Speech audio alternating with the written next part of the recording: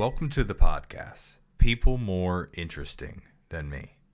I'm your host, Michael Strumsky, where every week I host a new guest with unique professions, personal adversity, or even maybe a strong opinion or two. And if you haven't hit the 5 stars review on Apple Podcasts, please hit it now before you forget. Running a podcast is a surprising amount of work, and more reviews converts into a wider range of future guests. This week, I talked to the surrogate expert, Alycia King. Alycia talks about her experience with being a surrogate and what she's doing to help connect future surrogate families. We go through the emotional and financial aspects that come with becoming a surrogate. Enjoy. I'm trying to think of this as a whole. Like, I'm not trying to say the surrogate biz, but the surrogate, what would you say as a strong noun for it? The surrogacy. Maybe like what inspired me to be a surrogate. Like this, I'd say surrogacy community. That's what I call it. Mm-hmm. Like in the States, you could definitely call it business.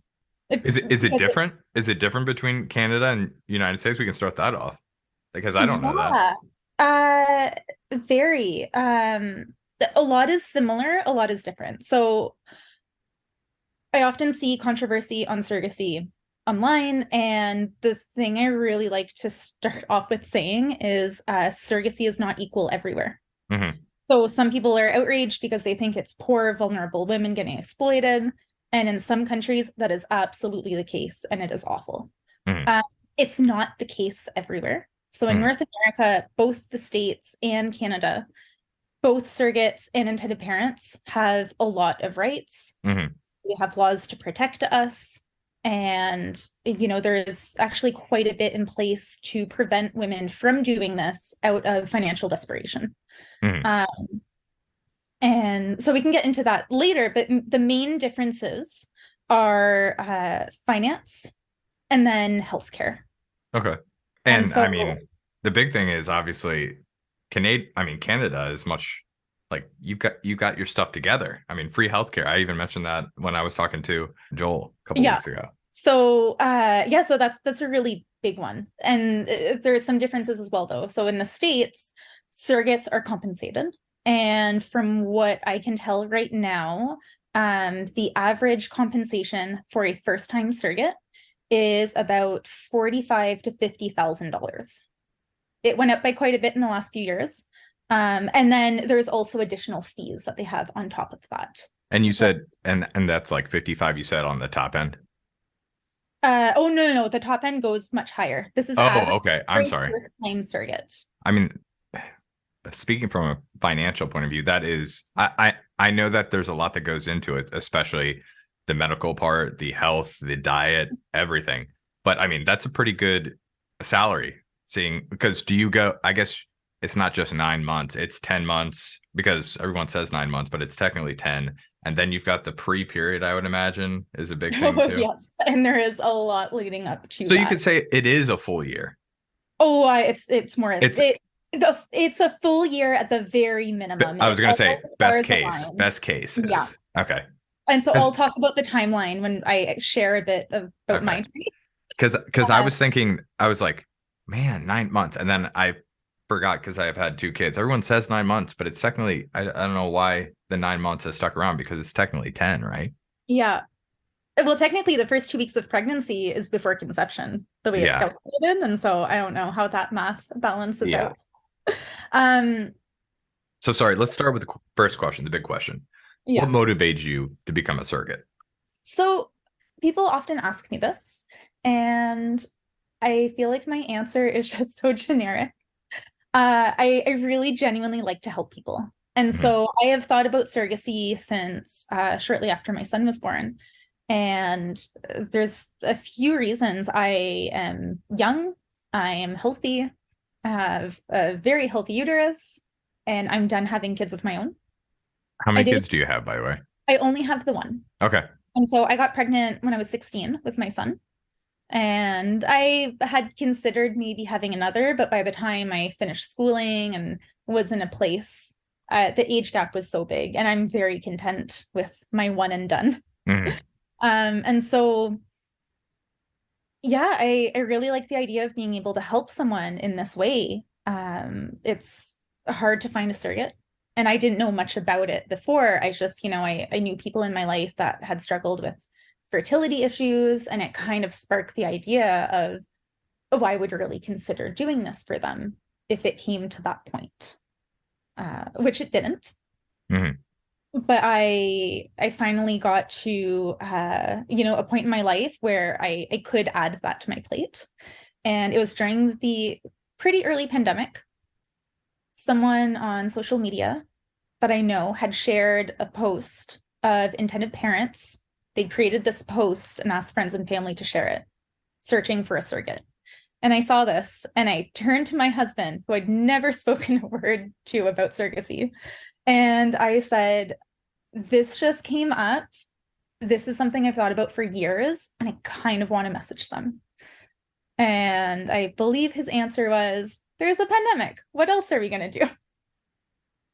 And so he was really supportive. We talked about it quite a bit. And so this couple ended up having a friend of theirs volunteer. And so naturally they went with her.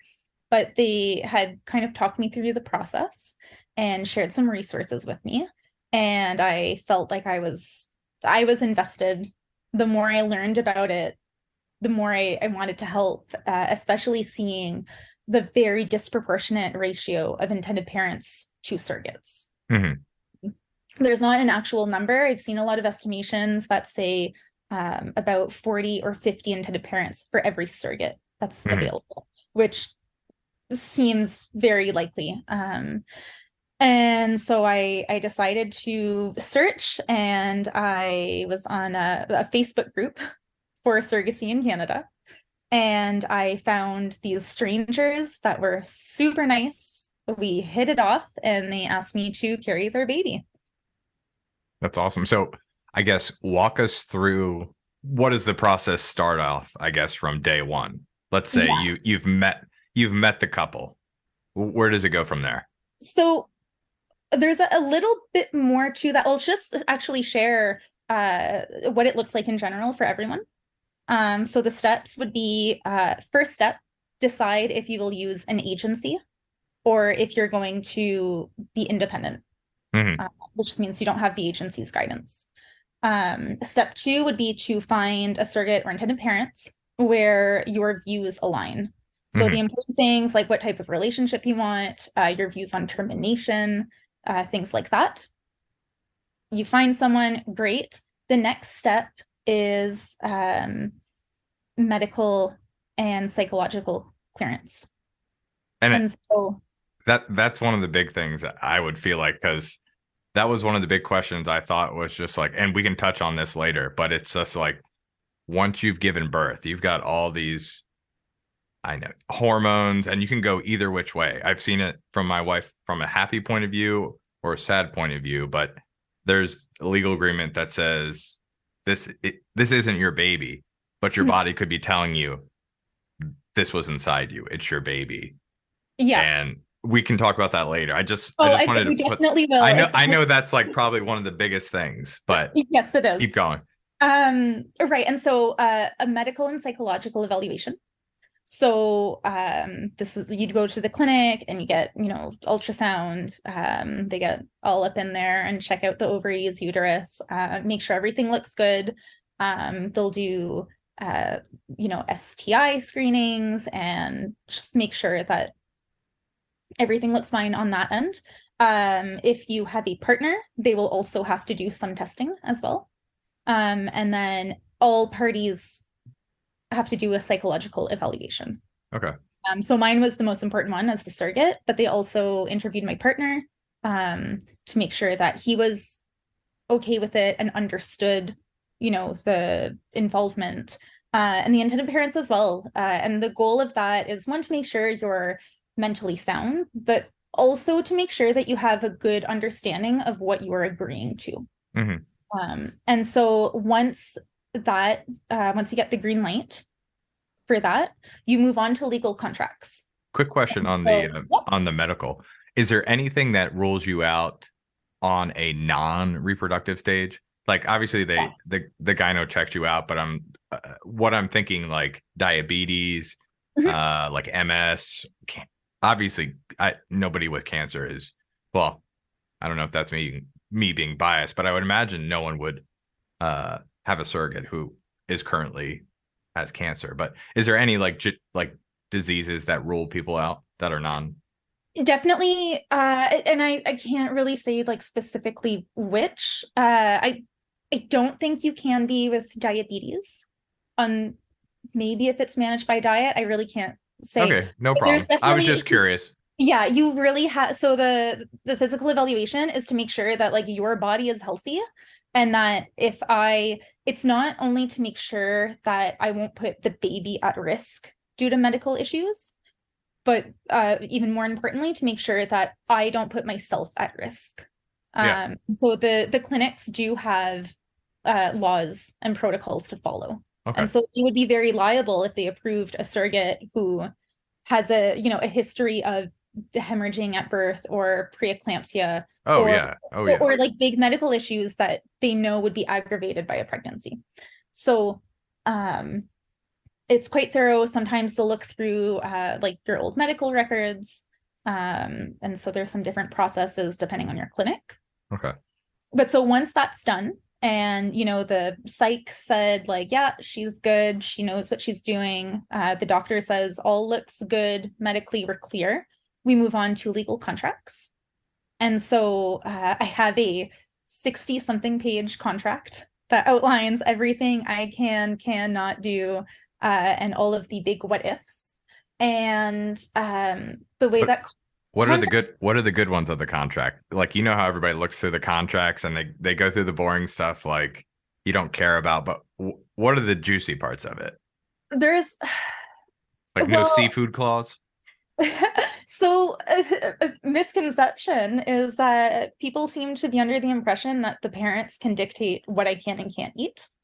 And under food, it essentially says I agree to not, drink alcohol, and follow my doctor's guidelines. Um, for the medical parts, it's primarily essentially saying that, like, yes, I agree that I will listen to my care provider and their advice of what they think is best that I do during this pregnancy. So the parents can't tell me I can't eat deli meat or I can't eat this or that. And in some cases, some parents might have, some intended mothers are pursuing surrogacy after their own infertility trauma and trying for years and years. Hmm. They might have heightened anxiety and they might really want their surrogate to not eat deli meat, which is a bit outdated, but some people still, there's a risk of food poisoning. It's Can be more listeria harmful. or something like that. Yeah, there's a couple and like they're rare, but if you do get them, they are a lot more dangerous to the fetus Hmm. than if you're just, a regular adult. Um, and so, but the surrogate would have to agree during Hmm. contract. So that's kind of where there's some negotiation taking place, some juicy stuff. I don't know if I would call it juicy, but heavy was reading through it. There's a clause that outlined what would happen if I were on life support but I were pregnant. And so in the moment, I'm like, well, yeah. But then when really thinking about it, there's so many layers to that. Like, well, what if I'm 4 weeks pregnant? Are they going to keep me on life support for 9 months? At what point would they remove the baby? How hard will this be on my family? And okay, it says my family's eligible for counseling that would be paid for. But what about my extended family and like my friends who would struggle with this? And so like there's a lot of layers. And there's about 60 pages of layers. Like it sounds crazy, but I mean, you're bringing, and I'm going to put it as simple as possible. You're bringing a brand new life out. Mhm, It's not going to you, it's going to a different party. mhm. So 60 pages actually, in my opinion, seems very small just because you've got so Yeah, many different things that could happen. when Like, you consider the gravity of it, for yeah. sure. And when I had both of my kids, it's it's kind of like what you're saying. Like they give you the birth certificate and they have you go through all these details, and it's just like, was the baby born alive? Like, is the baby Mhm. alive now? And you like go through all these things, and like this could have gone so much worse. And you're just so thankful. And that's, yeah, I can imagine it's 60 pages because a lot of stuff can happen. And Yeah, and you really have to be prepared for all of the what ifs in this situation where so many parties are involved. And especially like this in a case where I would not be able to voice my opinion. Um, and so for legal contracts, a lot of people have questions about legal, and I think it's kind of cool how it works is I have my own lawyer. The intended parents have their own lawyer. And I will specify lawyers that specialize in surrogacy and fertility. Um, it's almost all that they do. They know their stuff. And so I had my own lawyer that I got to consult with when I had questions. She got to tell me what's the norm or make suggestions. And my intended parents and I, this was their second journey. So they already knew what to expect, and we talked every day. And so we had already agreed on almost everything ahead of time. So there wasn't much back and forth. There were a few things like, there's a clause that says how much money I get for maternity clothing. mm-hmm. And at the time, I was working for a nature program that's exclusively outdoors in Ontario. And so, I'm like, well, if I'm 9 months pregnant in winter, I need to somehow find maternity snow pants, which is half my budget already. If my feet swell, I need brand new boots that are good for -60. I need like a new coat. I need like merino wool maternity wear. So like that was something very specific to my situation where I was like, I actually need this to be adjusted. Mm-hmm. You No, know, that makes sense. Like I don't even think about my outfit to the end of the week, but that that is something you wouldn't think about. That's awesome. That you would. yeah. That's great. And I Oh, I didn't even know it gets that cold there. uh, oh yeah, we get a lot colder than you because you're in Toronto, right? No, I'm actually in the States. I'm in Virginia. Oh, That's I why I must was talking about the healthcare. my bad. I must have seen that you interviewed someone from the Toronto area then. I got that stuck in my head. Yes, I think I We get did to recently. -40. Yeah, That's and I worked outdoors where I didn't have the option to go inside. Does And everyone have goose down coats? Is that like a standard there? yeah, I would imagine, yeah. majority. And so yeah, and so that way I have my own counsel who is unbiased. Mm-hmm. And yeah, so we we got a little off track, or we kind of fell down the rabbit hole. But so once legal contracts are done, Mm-hmm. um, we need a contract to present to the clinic before we can move forward with medication. So Mm-hmm. at that point, I can start medication. And so on my next cycle, I called the clinic, went down for an appointment. I started my medication, and protocols vary. In Canada, it tends to be 2 to 3 weeks between medication to transfer or embryo transfer. Mm-hmm. And some protocols are longer. I've noticed in the States, more will have a long protocol that's up to 6 weeks. Mm-hmm. Yeah, and so then the next step is embryo transfer. And so they just place it right in the uterus. And it's kind of, I saw a funny video. I was almost worried when you go for the transfer, you need a very full bladder. Mm-hmm. And I felt so nervous. I was like, when I go pee, what if it falls? Um, and even knowing it's not connected, of course, but it still was a thought. And so it's basically if you have a peanut butter sandwich and you put a sesame seed in there, that's it, it's not going anywhere. That's did somebody explain to you what the peanut butter? Because that is perfect Yeah. metaphor for that. Yes. Yeah. So it's pretty funny. Okay. Yeah, so that's kind of the steps from considering surrogacy all the way to transfer. Mm-hmm. And unfortunately, it's quite common that an embryo transfer is not successful. Mm-hmm. And so then you repeat a couple steps until it works. Okay. And I guess what is that sometimes based off of? Because I would imagine from a guess that the quicker that the embryo is kind of placed, I know that everything can be frozen and stored, but I would imagine the fresher the embryos, the higher chance of success? Nope. Or no? Okay. No, you think no, they're really good with their time for how soon it can be thawed. And so what happens with the embryos is the majority of the time it's an issue with the embryo itself. Okay. Sometimes it can be that the med protocol that the doctor gave just doesn't work for someone's body and they Hmm. switch it up and it works. The science also isn't perfect. Okay. Like we've all seen the Friends episode where they shove 3 embryos in Phoebe. Yeah. Um, the science has gotten better. They Hmm. don't do multiple embryo transfers very often. Is that the one where they put it in the microwave too? Or am I thinking of something completely different? I can't remember what they put in the microwave. Okay, never mind.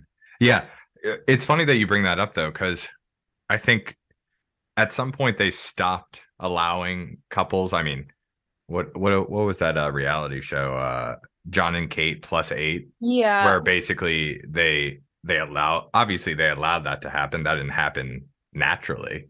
Well, I'm No, not. so what happened with her, if I remember correctly, she was taking a medication that stimulates the ovaries and can produce more eggs in one Mhm. cycle.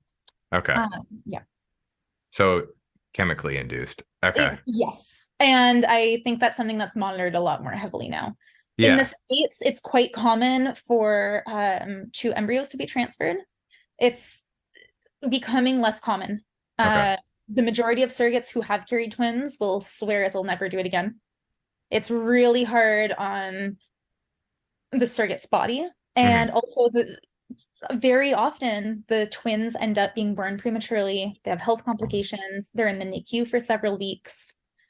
So some people view it as unethical. In Hmm. Canada, I actually thought it was illegal until our doctor suggested it for us after a few attempts. Um, This so in is Canada, the majority will not allow more than 1 embryo to be transferred, to the exception of very specific circumstances. okay.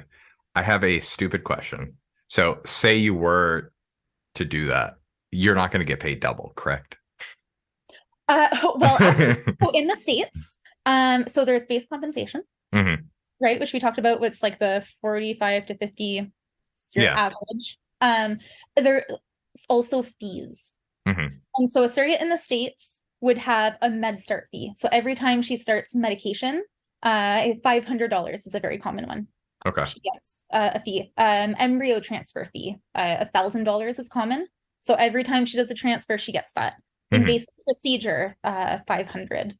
And so for twins, in contracts, they will negotiate an extra amount. So if there's a live birth, it's the base compensation. Hmm. If there is a twin, it's an extra, $8,000 to $10,000. Really? Hmm. Yeah, and so the way that it works in the States, it's not income. It's considered A gift? compensation Oh, for pain and suffering. okay. Yeah. Hmm. But I mean, obviously people know, or I guess it's not a fact until the baby's born, but they do know prior to that that there are 2 babies in the womb. Yes, they'll know as of 6 weeks when they go Yeah. for the So then they ultrasound. can And in the start States as negotiating. well, yeah, and like if a surrogate loses the baby, if the baby's not, a stillborn, Hmm. the surrogate still gets paid Hmm. because she's being paid for the pain and suffering, and otherwise it would be baby selling, Yeah. which is the kind of why it's done that way. So, Hmm. but no, in Canada, whether I'm giving birth to 1 baby or 2, I'm still not making money. So I guess what was the process like for you? I guess your first time around. Overall, I would say it's tricky to say it was a good experience. So I did not end up giving birth to a baby. Hmm. So I was matched for 2.5 years with a couple. And in that time, we did 5 embryo transfer cycles. 1 was canceled. We did 4 embryo transfers. I had a chemical pregnancy, which is what we call a very early miscarriage. And I also had a later term pregnancy, or I don't know, later term. At 12 weeks, I had a Hmm. very complicated miscarriage. And so at our 12-week ultrasound, we found out that the baby had died over a month before. And so it was really difficult for me to access care. The fertility clinic would not help me. I was the last appointment on a Friday, and for some reason they did not upload my the report to, we have a provincial patient portal. And so no doctor could access my ultrasound, and no doctor is going to do anything without confirming for themselves. I ended up having to go, I got referred to the abortion clinic by the male nurse who did not understand what a miscarriage was. I had another male triage nurse tell me I wasn't having a miscarriage because there was no bleeding. And I ended up having to go to a hospital out of town because no one else would see me in a short amount of time. Hmm. So we had a lot of complications, and we were preparing to do our next transfer this summer when we found out that due to a lot of factors with the embryos, it was recommended not to transfer them at all because the chances were so low for success. Can I say I think that's amazing that you're still powering through just after that event, because that's like an event. So that was my That's a first, changer. it was, so that was my first transfer.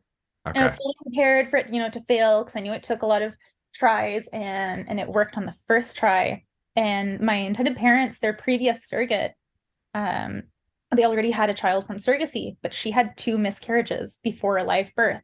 Hmm. Prepared for that, and it was successful. We held our breaths for the first ultrasound, and we saw a heartbeat, and everything looked great. And I had never heard of a miscarriage. I didn't know what that was. I thought baby stops growing, body expels it. And so it had been so long that I was told I was really in a risk zone in terms of getting an infection. Hmm. And I had symptoms the whole time. My body did not realize. And maybe part of that was taking the hormones every day. Hmm. Um, but I didn't consider a miscarriage as much as I should have. I kind of went into this thinking like, no, I'm really healthy, have great fertility. I've never had a miscarriage, so I don't really need to worry about it, Hmm. which is a little absurd because every surrogate is a surrogate because they don't have fertility issues and they have Yeah. a clean record, but it is very common, and it's because it's almost always an embryo issue and we have no control over it. And so I struggled to access care. I had to go to the emergency room 3 different times. After a few days, I finally got medication. Took that, which essentially like induces labor. And I go back for an ultrasound. It wasn't successful. I had to do another 2 rounds of medication. And then a month later, I had an ultrasound and I got called saying I needed emergency surgery because it still had not worked. And now it had been 11 weeks between the time baby stopped growing and where I was. And so I really struggled during that time period. The intended parents were with me at the ultrasound when we got the news. Hmm. So I felt awful that they had driven all the way down to my city to get that news. But I think we were very good supports to each other. They checked in on me. My husband came straight from work. He picked up some beers and we all drank together to you know. How far away were they? So they live 2 hours away. Okay. Yeah, so close in terms of like how far, people can Yeah. live, but it's still, I'm sure that was a very long, difficult drive for them afterwards. Yeah. And so I've become quite vocal speaking about loss. Um, so I had already announced that I was doing surrogacy. I had gotten the heartbeat confirmation, the pregnancy looked good. And the medication especially made me look really bloated. And I was very sick. I get very bad morning sickness. And I could tell some people were getting suspicious. And with my husband being fairly open about the fact that he's had a vasectomy, I did not want people asking questions. So I decided to announce it. And then I lost the pregnancy. And so I was kind of stuck with this. Do I have 100 small conversations or do I just announce it? And so I publicly, I shared what happened. And I kind of shared quite a bit about my experience and my outrage for our healthcare system. As much as I do love Canadian healthcare, we have so far to go. And I had so many women reach out, and like women I know personally, friends that I never knew this, and they told me they had also had similar experiences. Mm-hmm. And it was so helpful, and so I'm very vocal about it. And I also host a surrogate support call every week. Mm-hmm. It's free. Any Canadian surrogate can join. And so I always make sure to, encourage people to talk about the loss because it's such, there's a lot of guilt. There's a lot of pressure. I had this guilt that I shouldn't be mourning it because it wasn't my baby. I had this guilt that I lost someone else's baby. And I'm causing them grief. And I had a lot of feelings I didn't know how to place. Mm-hmm. And so it was very difficult on me. And I did have quite a break between that and our next transfer. Yeah, so. No, that sounds, and do you feel like that's really just talking about it opened up your feelings to, I guess, new things that you didn't realize? A lot. Yeah. Yeah, quite a bit. And I was really lucky that the doctors I did end up seeing were wonderful. And it was COVID. And so, you weren't allowed a support person or anyone else.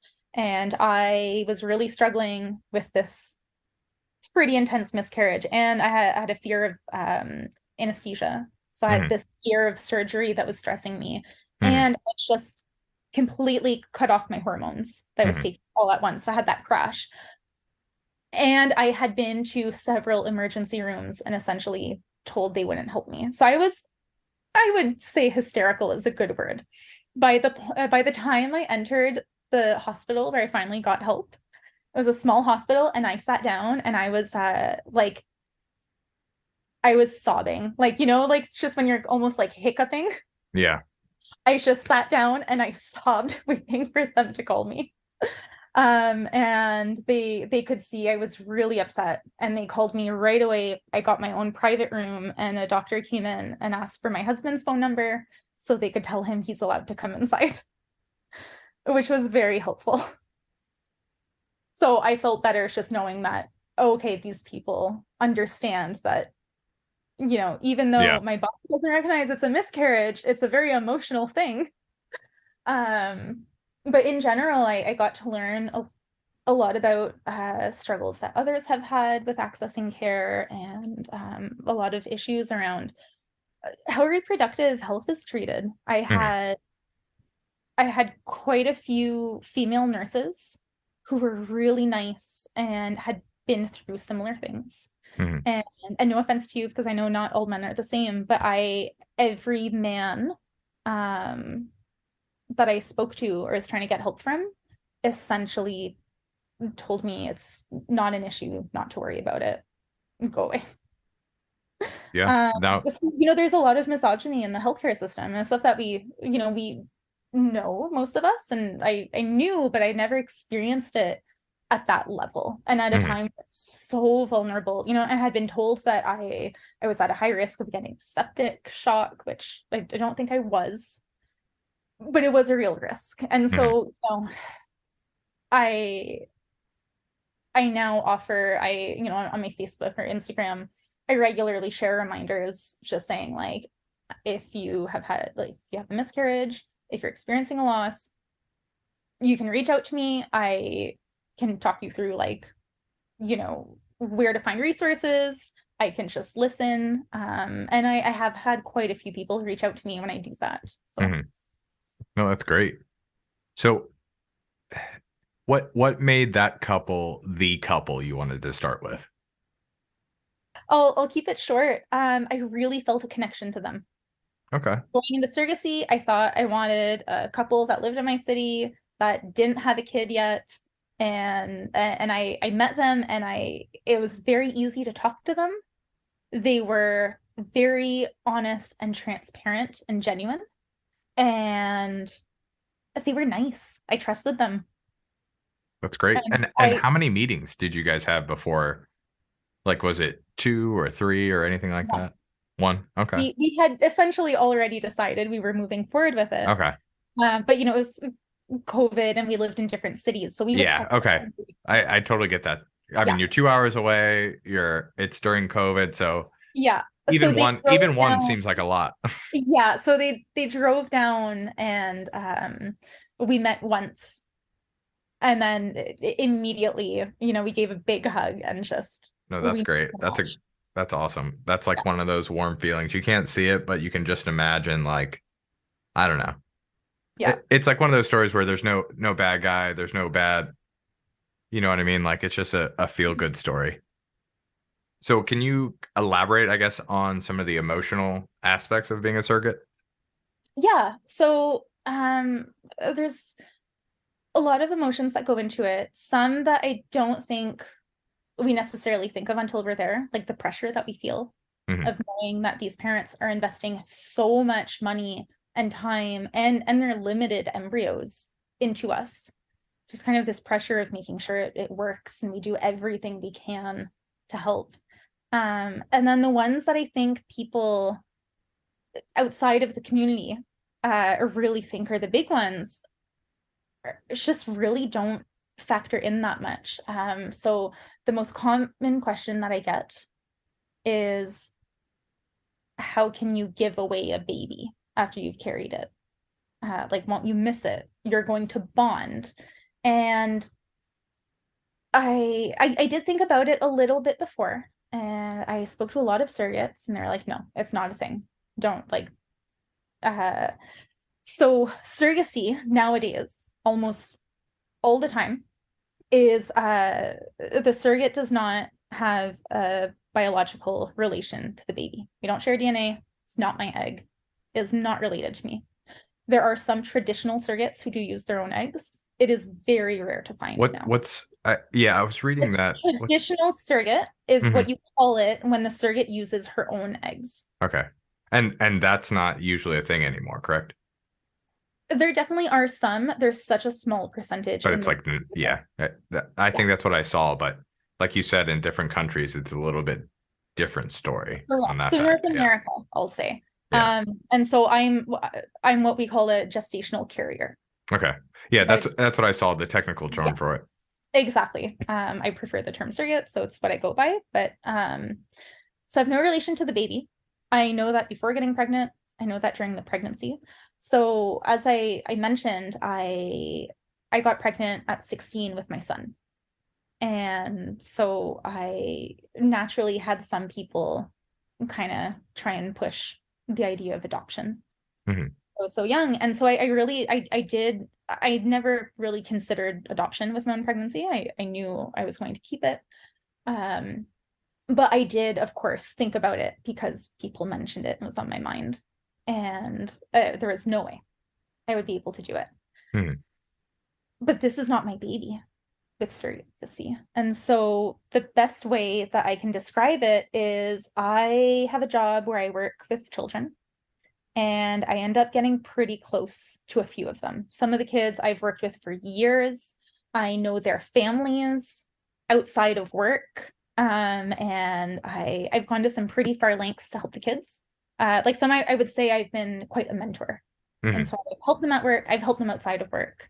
And I love them. I feel very protective when they're in my care.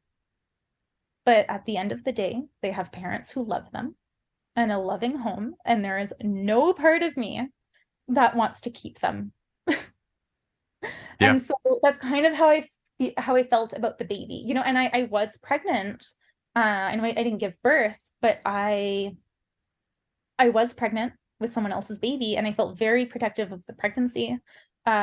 even more so, almost felt like more nervous. Hmm. And I really had to be careful. And um, there was no maternal feelings involved.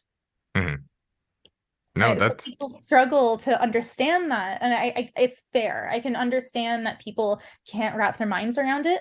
That's how I view it. And the other surrogates, I haven't come across any surrogate who struggled to give baby back to his parents yeah. when it was not their egg. Yeah, and the other thing is like the way you explain it, it kind of makes me like slowly get onto your side because like if obviously I am so far from being able to give a personal opinion on that, but if I thought for 9 months or 10 months, however long I'm carrying that, like this inside, I'm doing a huge favor, a huge thing for someone else. This is nothing mine biologically. I'm just, it's like people who are obviously this, you're giving life, but like people who donate lungs and all that stuff.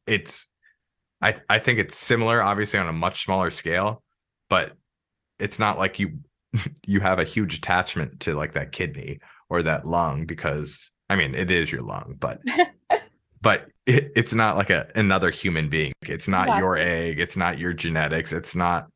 You're just doing a very amazing act for Yeah, people who can't do it themselves.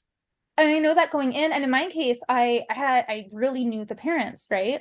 I mean, part of it was I matched with them because we had a good connection, but the other part was I could see what great parents they were. I Hmm. saw them, and I'm whatever kid, you end up with, like they're going to have a great home. And so yeah, so that emotional aspect really isn't as big as people expect. And then in terms of other emotions, I would say, the other big ones, as I've already touched on, were experiencing loss. And even when an embryo transfer fails and there's no pregnancy, it's still really difficult. Hmm. Not as difficult, but it's still something that a lot of people struggle with. So Yeah. Um, Before I forget, and you might not know this, what is like a ballpark estimate on what I guess the parents would shell out? Because obviously they're paying for the embryos as well and all the stuff to prepare embryos and obviously I guess the freezing. I don't know what the cool term is. It I the think the freezing. cryo? And then they have to pay for, like you said, the 55 average, the hospital fee. And I assume they cover, are you covered on, oh, this is So Canada. I can see what you're asking. I can answer for both sides. Okay. So actually on my Instagram, I have a surrogacy Instagram account, and I actually just made a post explaining why the cost varies so much. Hmm. And so it can cost as little as $30,000 to $150,000 in Canada. In the States, it can be astronomically more. Um, and in Canada, like while I'm not profiting, I shouldn't be out of pocket Hmm. for things. And so Yeah. I'm getting reimbursed for all surrogacy related expenses. So in Canada, depending where you live, depending why you need IVF, there are some provincially funded cycles, but those are pretty tricky. They have long waits, and it's fairly new. Hmm. Um, but I think on average IVF costs $20,000 to $30,000. I Okay. haven't looked into that part very much. I haven't had to. I know that for every embryo transfer cycle that I did, I believe my intended parents paid $2,500 to the clinic, Okay. which doesn't sound like much. However, for each embryo transfer, that required 3 to 4, no, 3 to 5 Business. in-person appointments at the clinic in a different city. So they're also paying for my train ticket to travel. They're paying for, my Metro pass. They're really sweet, and they would always take me out for breakfast after. They're paying for my lost wages if I have to miss work for a couple days. Um, and at first I kind of thought some of the expenses seemed a bit silly, where I'm like, well, like, if I miss one day of work, I can probably make it up. Um, But in my case, I ended up having to travel out of town over 20 times. And so the expenses really do add up. Hmm. Just to give an example, and like that one thing cost can vary so much. Whereas if the fertility clinic were in my city and I could just schedule it around my work, Yeah. you know, um, and Transportation isn't so really a cost then. no, and so there's like so many other factors. Like let's say, so intended parents are responsible for paying for a surrogate's lost wages, for any work she misses for appointments, as well as 6 to 8 weeks of recovery after birth. Hmm. So if your surrogate is a stay-at-home mom with, kids who are in school and don't need childcare, you've got almost no Yeah, I, expenses. I didn't even think about that. Yeah. If you have a surrogate with a high paying job, that can add up very quickly. Does that usually happen? Like what Oh, exactly you it can. said? Yeah, so it can happen, and I have seen surrogates with high paying jobs. Because I could see that both ways. One, obviously, let's say Amazon CFO. She makes $400,000 a year. I don't know. That's probably much lower than they would make. But you would want. Oh, never mind. I don't I'm think going. Amazon CFOs are generous people. Well, the other thing is, I'm stupidly thinking that they want their genetics, but that's not even in the equation. So I'm completely wrong. Well, so there are people with higher paying jobs who still do this. Hmm. And in Canada, there are there's loopholes. Some surrogates really do want to make money. Hmm. It's quite a gray area for what can be reimbursed, and some really push those limits. Okay. But if they're really in it for the money alone, it's not worth it because I had to take needles every day. Like the losses you Yeah. go through, the morning sickness. It doesn't come close to what surrogates get compensated for in the US. And I Yeah. know a lot of American surrogates, and they still care deeply about the parents and the babies. There are some who really do view it as a transaction. Hmm. They want to get paid, they have a job to do, they don't care to get to know the parents, but I would say the majority care very much. Hmm. And so, yeah, so expenses can vary a lot. So in Canada, while all of my medical expenses related to the pregnancy are covered by the province, Hmm. fertility clinics are private. It's not provincially funded unless you qualify for certain programs. Um, and medication is out of pocket. Okay. But anytime, like if I have to spend 3 months in hospital on bed rest, then we don't have to pay for that out of pocket. In the States, it's not the case. And so what happens in the States is, to my understanding, is you guys have your own private insurance plans that you pay for.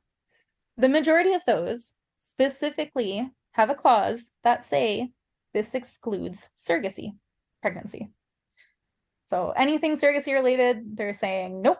And so intended parents will buy a second insurance plan for the surrogate that specifically covers surrogacy. I don't know what the numbers are. I have seen $600 to $700 a month. I That sounds right based off of what I pay. That's That like is that's like a wild. completely that's like what a single person would pay for themselves. So yeah, I would imagine on top of what you're paying for your normal healthcare, $600 for your surrogate makes sense. You guys. But and so they're paying, yeah, so they're buying an extra insurance plan that specifically covers surrogacy. And that is what the surrogate will use for all pregnancy related Hmm. medical things. Now, if you're an international parent, so let's say you decide to get a surrogate in Canada, your surrogate's medical expenses all covered under the province. Your baby, however, is not. So you'll have to buy an insurance plan for your baby, but I don't think it comes close to what the States is still. Yeah, you just took that 60-page document and made it 120 pages probably Yeah. by having a surrogate in a different country. Then Mhm. you've got citizenship. The baby was born in Canada, so is it technically a Canadian citizen? Is that I don't actually know. I know in the States it is. Okay. But I think there might be more to it, like they have to stay in the States for a certain period For of time. certain, yeah. Yeah, I have no idea for Canada. I'm gonna look it up But after. I but that's just me thinking of one off random. It's got to be like a bunch of different stuff. I wouldn't even think about the healthcare because obviously it's not your child, so it shouldn't fall under your healthcare. Do you have any advice or words of wisdom, I guess, for people considering surrogates? Research. I think the most important thing that you can do is to take the time to research, connect with other intended parents. There's a big surrogacy community on Instagram. Reach out to them and get experiences. There's a lot of resources out there. And so I would say Facebook is a really great place. There's a few Canadian Facebook surrogacy groups. It's actually where I found my intended parents. Mm-hmm. It can be a great place for independent people to match. It's also a wealth of knowledge. You use the Mm-hmm. search button, the search feature, and you can find so much great information. If you are going with an agency, vet them so well. Okay. Dive Because into it now. we can talk about it. I was just going to say that I would imagine agencies have their benefits and their negatives, obviously. Um, so I guess move looking forward, how do you see the future of surrogacy progressing? So my obviously I haven't always been in the community. I've been involved in surrogacy for almost 3 years now. But my understanding is that independent surrogacy is becoming a lot more popular. Mm-hmm. So doing it without an agency, and I think social media is a really big part of that. And I think we're going to continue to see more independent surrogates and matches, especially in Canada.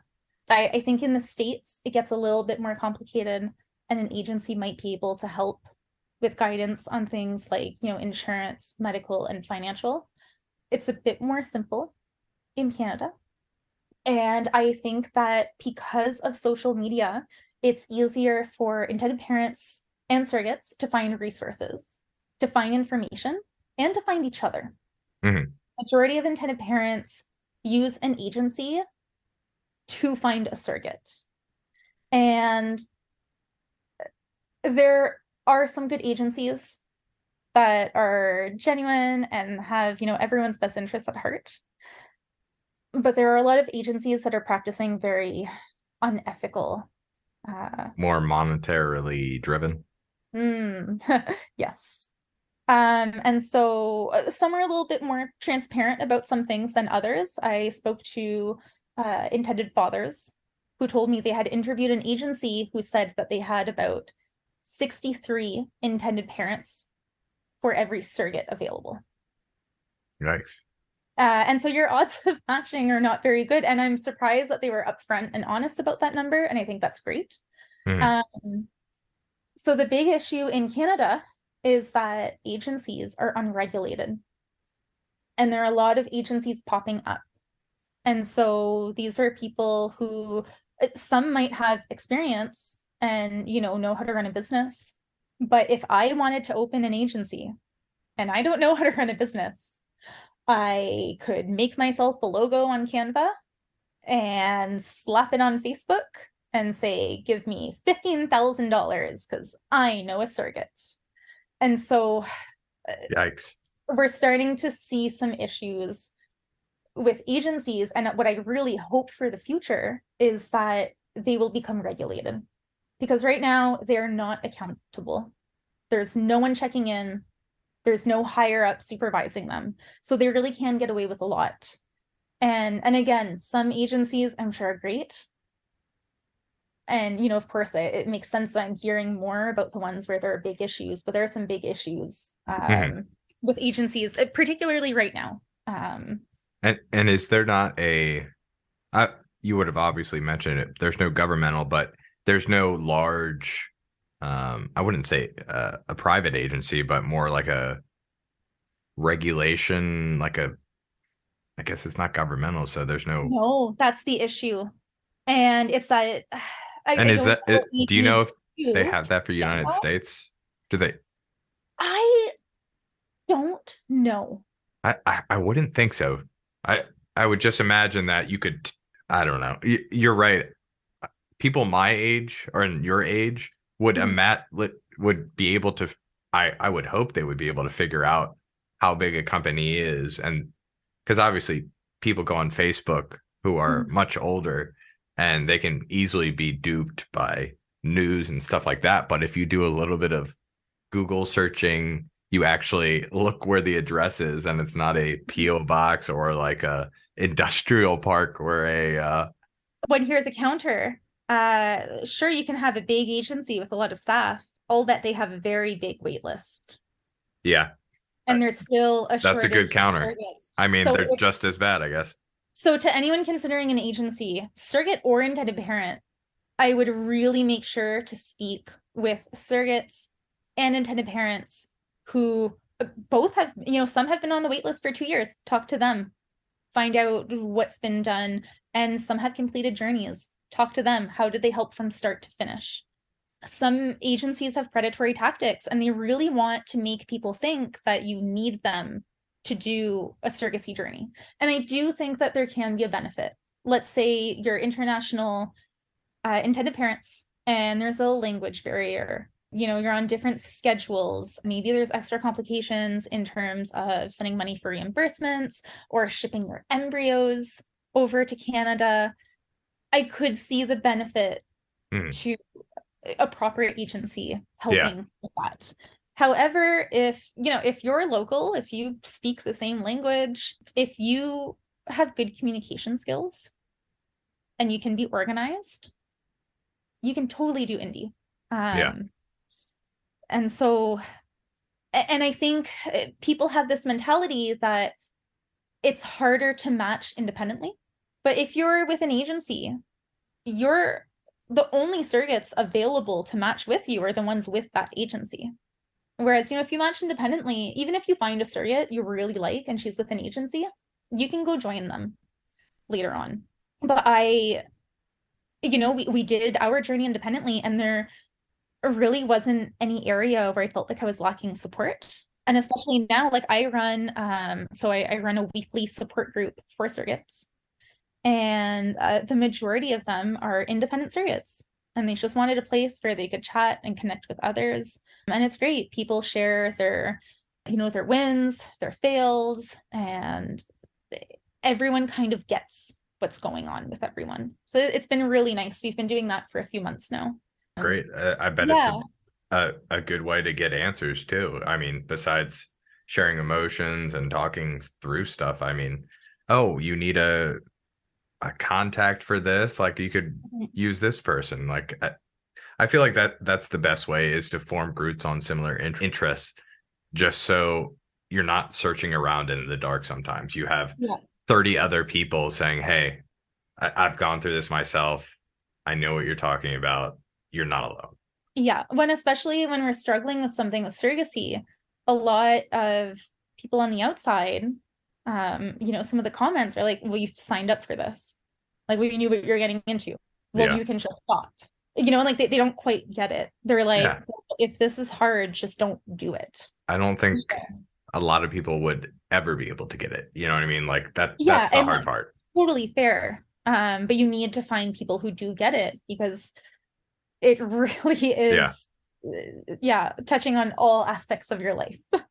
Is there any misconceptions that or myths about surrogacy you'd like to clarify or There are so many. But I'll stick with the basics. Surrogacy is so taboo. So the only times we hear about it is either when something goes terribly wrong, in which the majority of the time it's because they didn't take the proper steps. They didn't get a legal contract, they didn't use lawyers, they probably did a turkey baster method at home, and that's not what surrogacy is or should be. The majority of surrogacy journeys they end on really good terms. People keep in touch. It's really nice. And I didn't give my intended parents a baby, but we're friends. We talk almost every day. Mom and I are planning a weekend trip together at some point. I keep postponing because I'm always busy. Another misconception, and because we always see it in the news, is we picture the rich elite who are, looking for a poor, vulnerable woman to carry their baby because they don't want to deal with pregnancy. 99% of intended parents are regular people. They're people who have already poured so much money into doing their own fertility treatments without success. They are a gay couple who just don't have a uterus. They are people who have been saving, who are taking out loans, who are turning to surrogacy because it's their last option. And especially in the case of hetero couples, it's often really difficult for the intended mothers to come to Mhm. terms with surrogacy because the majority of women who are trying to get pregnant, they've dreamed of carrying their own baby. And so it can be really difficult for them to watch someone experience the pregnancy. Um, and for some, we tried to do things to keep my intended mother and father connected, and we even got these little speakers that stick to the belly. They're called belly buds. And so that I could play recordings of their voices and Big Brother and whatever lullabies. It's funny that you mentioned that because I think I've heard of I think long distance couples have this, but they have like they're connected through Wi-Fi where they're always kind of synced. Where I could imagine them having that for obviously that's a little bit extreme, but like anytime they wanted to talk to the baby, you'd have like a little armband with the little speakers on it. Yeah. And where as long as you were connected to Wi-Fi, basically they could talk to the baby. Yeah, the plan was kind of, whenever I'm on the couch watching TV, I just play recordings of their voice. And it's, I don't hear it because it's Yeah, just in yeah. the It's belly. And going in the so, belly. yeah, babies picking up on those voices. Um, Something else too is another misconception is people think that, the parents can't bond with the baby. And I will ask you, you were not pregnant with your children. Did you bond with them? No. So it's kind of, people always have this big argument of like, well, how are they going to bond if like they didn't carry the pregnancy as though, dads don't exist. There, yeah, yeah. Yeah. Hmm. And so like immediately the oftentimes immediately after the birth, baby goes straight to its parents for skin to skin. Yeah. And my intended mother, she breastfed her last baby and she was getting ready to start medication to induce I lactation. didn't even think about that. Yeah. Yeah. So like that's a thing that can be done. And so she breastfed for a long time. And that was a really big part of it was kind of a piece of motherhood that she didn't have to give up. Hmm. Um and so yeah, it's not all rich elites. I am not being exploited. I am not vulnerable. I have bodily autonomy, and my doctor does not care if the intended parents want me to have a C-section or eat all organic or any other thing that is not medically necessary. I I call think you knocked them all out too. I think you did a great job with that because I was like turkey turkey baster was in my head too. Obviously yeah. that's completely bullshit. And then yeah, you got them all. I can't even think of any more. Finally, what kind of message would you like to share with listeners about, I guess, it in general? Like, It's so taboo. We still don't talk about it.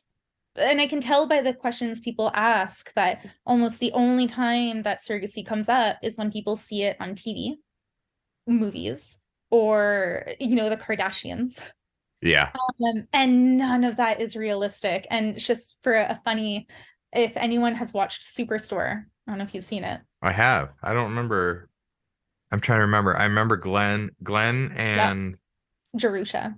Jerusha. Oh yeah, the woman from Reno She's in 99. everything.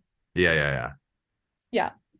Ah, And so Dina carries their baby, and it was just really funny because they actually showed the contract. They actually showed kind of how the hospital, like labor, I birth book. remember one episode where they were arguing on the fine detail of the contract too, right? Yes. Okay. And yes, it's so taboo. And I would encourage people, even if you don't, you're not pursuing surrogacy yourself, um, learn a little bit about it. It's something that, as I've said, a lot of intended mothers struggle with coming to that decision. Hmm. Even though they're so thankful for their surrogates, they're still mourning a big part of it. And I speak to some intended mothers, and the comments that they get, it's just it's even more isolating, and it just makes it so challenging. Surrogacy can be such a beautiful thing. I, our match has ended, unfortunately, without a baby, but I still plan on pursuing surrogacy in the future. Yeah, And that's great. Like I, I it's don't I'm even know if I would want. literally bringing a life into the world, because people are like, why would you do that? And like, it's not just a baby, it's also going to be a teenager and an adult with its own life. And I'm making people parents. I'm giving grandparents a grandchild. My intended parents brought me to their they had a family pool party. And so I got to meet everyone. And it was really cool to be like, oh my God, like you're gonna be an aunt and you're gonna be an uncle and you're gonna be a cousin. And it didn't play out that way, but it was so eye-opening to see how many people it impacts. Yeah, Um, I didn't even think about it that way. But with a party, it's just like so many strings are attached to this one child, and that you're not just changing the lives of yeah, the brothers or sisters or the mom or the dad, but you're changing like the next door neighbors, the aunts, the uncles, the grandparents. They have an extra grandkid now. yeah. Man, I don't even think about that. And so the World Health Organization a few weeks ago came out and said that 1 in 6 people now struggle with infertility.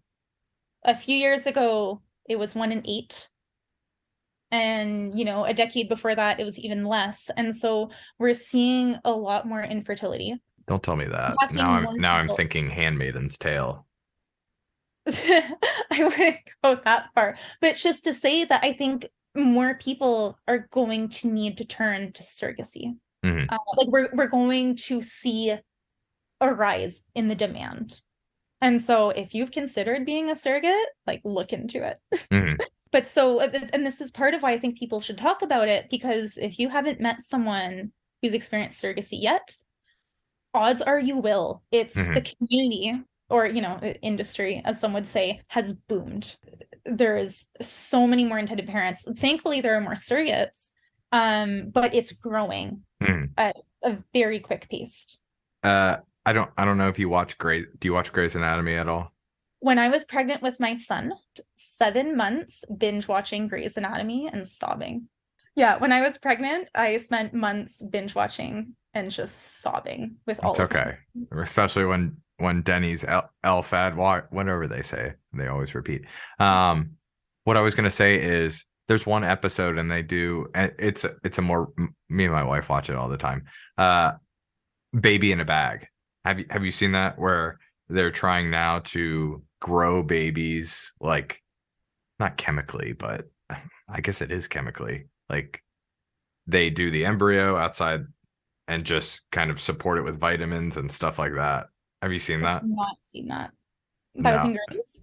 Yeah. Okay. And I'm not like that Grays. in the real world, I so mean, I mean Grays is well, the thing is like they always pull from real life. However, it's yeah, like this one trial in Italy in like 2000, you know what I mean? Like they yeah, obviously it's a TV show and they're yeah. just doing this for the sheer like I mean, every season, what does she go through? Like she this Oh, they're woman has running out. gone through hurricanes, like shootings. 2 plane crashes, 2 boat crashes.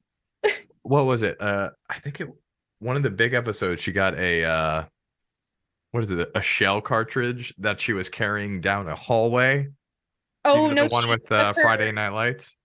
Yeah, she stuck her Oh, hand that was it. Yeah, yeah, in someone's yeah, body yeah, and found that there was a live yeah, shell. yeah. And so she I'm grew. glad she got out. Oh, Sorry. Back on track though. yep. We're gonna go to our closing question. Okay. Uh, it's a two-parter. What is something that your parents did that you'd like to pass on to your children? And what is something that you might want to do new or kind of leave out that your parents did? Oh, it's such a tough one. I was really trying to like compare a parenting, like my childhood with my son's. I did get to do a lot of cool creative stuff as a kid. Like I always had these little experiences. My mom worked for a daycare where every year they got an incubator with eggs. And when they hatched on the weekends, they would come home with us. And so like I have memories of building all these mazes for the chicks, and turns out they're really dumb. But I things like that, I remember they're the highlights of my childhood. And it's really funny. I don't know if you saw my Instagram today. I love skunks. I It saw is your National plants. Oh, Skunk it's Day Skunk Day, today. right? National Skunk Day. Yeah. I love skunks. I have a tattoo of a skunk. And last year I ended up, we had an orphan skunk that we kept at home for a few days until we could drive it to a wildlife center. And so my son got to kind of play with it because he was so little that he should have been with, a dozen siblings. And so he Yeah. loved to cuddle and he loved little boops on the head. Oh, And so I love how like we've always done stuff like that where like we go and we catch snakes, and those are all things that are tied back to my childhood as well. no, that's great. Me and my son have this. And it's funny you mentioned that just because I try to think from his perspective when I was a child. And I'm like, what did I find amazing? What do I still find amazing? And like, for example, we pull up rocks right next to the house and he's still like, Daddy, worms, worms. So we just go under and we just look through worms. And I was like, it's like beetle, ants. And like, he knows all the insects now just because we're like pulling over rocks. And I'm like, man, I used to love this, love to do this now. And now I love it to do it with him. It's awesome. Yeah. Okay.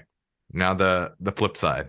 The flip side. Well, Not necessarily, maybe some new stuff. yeah. No, there's growing up, was particularly for my dad, and this is very much a generational thing, I think, but I would very often get the I told you so. No, not I told you so. Because I said so. I would get told something and why? And he'd say, because I said so. And I don't have the words to describe. It's just the spark of rebellion that ignited every single time, where I'm like, I don't care what the reason is. I don't care how much I suffer. We're both going to suffer now. I was very, very stubborn as a child. And so with my son, I always explain the reason why. Mhm. And even if, or when he was younger, there might have been some things where I couldn't necessarily explain it.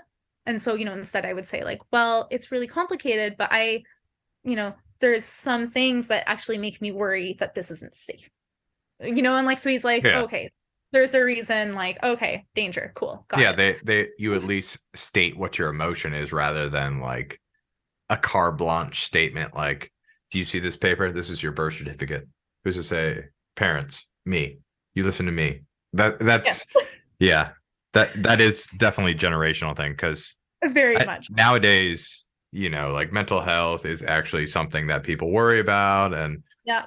treating your children as not just like animals, but rather the same thing you are, an adult, and talking to them like they have feelings, you have feelings, and maybe And you can work this I'm out. sure I'm sure that, like for my dad, I doubt he got because I said so when he was a kid. So I think he was like, all right, I'm giving leave, like I'm giving some space here. Yeah, usually it was probably like a, a switch or a swift hit in the face. It was Yeah. not an oral type warning or Yeah. suggestion. So I'm curious to see how our kids evolve that line Yeah. of thinking. Yeah, it's going to be interesting to see how those type of kids turn out. Yeah. Hopefully they're strong enough, because one thing about that generation is they're definitely hardworking, and I just hope those kids are hardworking and as diligent as that generation. Mm-hmm. But yeah, that's the podcast, madam. Thanks for is there anything you'd like to promote? Obviously. Yes. So there is a couple things. So one thing is my intended mother. Uh, she shared that when she was first exploring independent surrogacy, there were no resource, there was no guidance unless you were willing to fork out a huge fee up front for an agency. And so she has started a surrogacy consultation business. So you only pay for the services that you want. She does free consults. And she's actually hoping to turn it into a nonprofit. And eventually she wants to branch out and also offer guidance for adoption and just people navigating infertility themselves. So it's a really cool concept. It would be like, one of the first not-for-profit things of its kind. Mm-hmm. And it's still for intended parents who want to go independently but might need help with certain aspects. It's a really and great not breaking the bank, it sounds like. exactly. And I'll specify that this is for people pursuing surrogacy in Canada, but it's called info procreation. Mm-hmm. And so it's actually info procreation. She started in Quebec, but it translates to info procreation. And so if people search that, she does free consults and she's a wealth of knowledge. And also there's almost no agencies that are run by intended parents. It's all run by surrogates. And so I think that's a really neat thing, Perspective. Exactly. Yeah. And so I would really encourage anyone to kind of just check out what she has to offer if it's something that appeals to them. Mm-hmm. I host weekly surrogacy support calls. And my friend Marissa, she hosts weekly intended parent calls. She hosts it every 2 weeks. So my group is every week and it's free to join. There's no commitment. You show up when you need it or when it works for your schedule.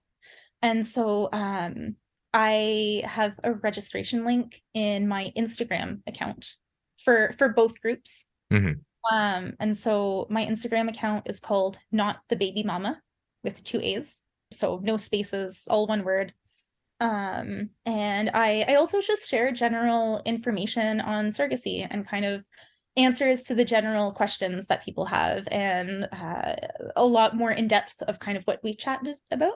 And then I share my own journey and I do kind of, ask me anythings. And so if anyone is interested in learning about it, maybe they find it interesting, maybe they are considering it, check me out.